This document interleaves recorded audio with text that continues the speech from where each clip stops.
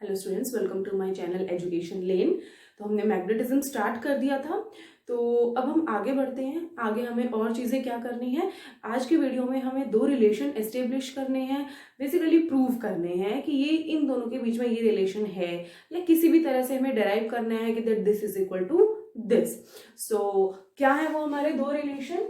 Now relations to prove is curl of B is mu nought J, और curl आपको पता है कि क्या, कि कोई भी फील्ड कितनी ज्यादा घूमी हुई है।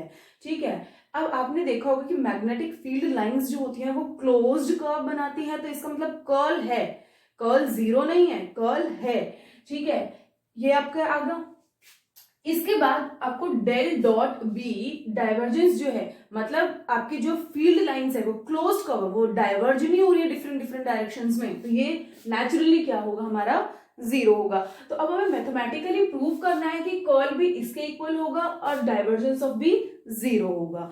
ठीक है, तो let us prove the first part. Curl of B जो है वो मेरा म्यू नॉट जे है।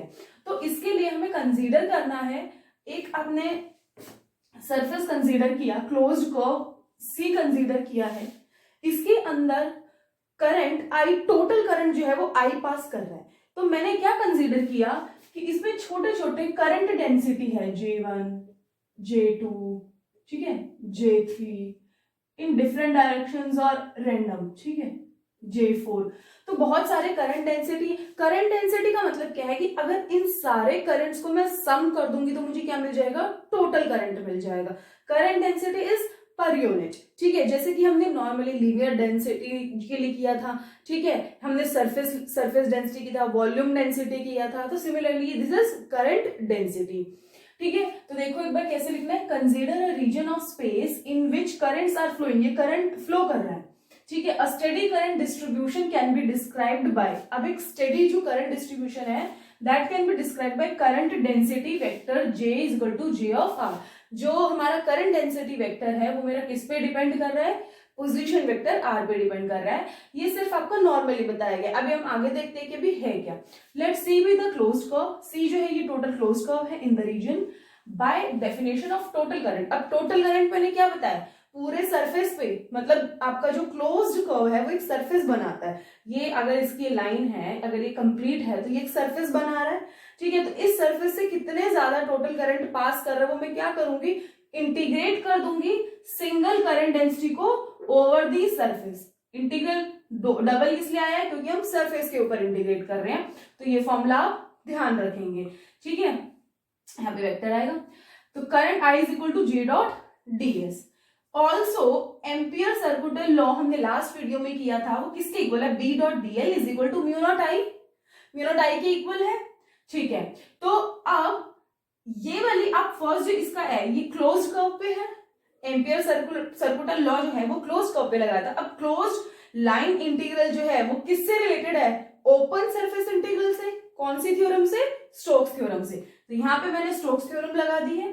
अकॉर्डिंग टू स्टोक्स थ्योरम यहाँ पे ये मेरा B डॉट डी एल किसके इक्वल हो गया, curl of B dot ds के इक्वल हो गया। ठीक है, अब ये वाला स्टेप इसके बाद कैसे आया, यहाँ पे I की वैल्यू जो है वो मैंने यहाँ पे पुट कर दी है। ठीक है, यहाँ पे पुट करने के बाद ये वाली वैल्यू यहाँ पुट कर दी है, ये आ गया। ना using Stokes theorem, Stokes theorem जब हमने यूज की तो अब हमारा ये इसके इक्वल हो गया। ये यहाँ पे वेक्टर नहीं आएगा, सॉरी। ठीक है, यहाँ पे B डॉट dl इसके इक्वल आ गया। इक्वेट करो 1 और 2 को।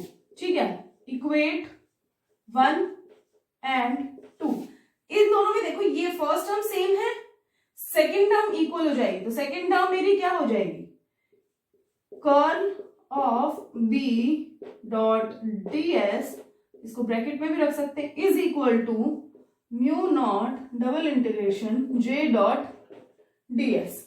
ठीक है, अब कंपेयर करो, ds सेम है, डबल इंटीग्रल सेम है, तो ये वाली टर्म और ये कांस्टेंट ये इक्वेट हो जाएगा, तो curl of B is equal to mu naught J and this is your result which was to prove.